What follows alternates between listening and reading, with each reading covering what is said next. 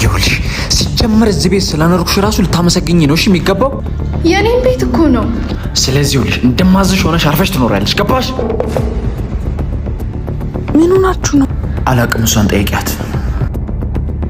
እንዴ ማኪ ምን ሆነሻል? ምን ሆኖ ነው? አላቅም።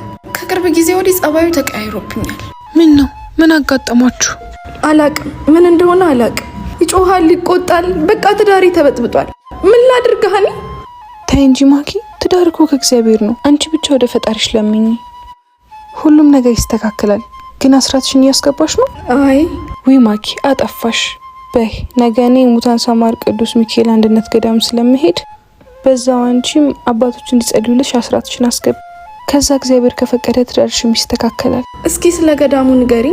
ገዳሙማ እንደ ስሙ ሙት ያስነሳል።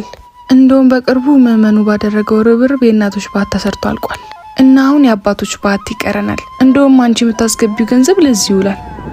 ከአስራቴ በተጨማሪ እንዳስገባ የባንክ አካውንት የላቸው እንጂ 1044 25 98 39 1 አቢሲኒያም አላቸው 14 10 29 444። በቃ ከዚህ በኋላ አይዞሽ ማኪ፣ ሁሉም ነገር ይስተካከላል።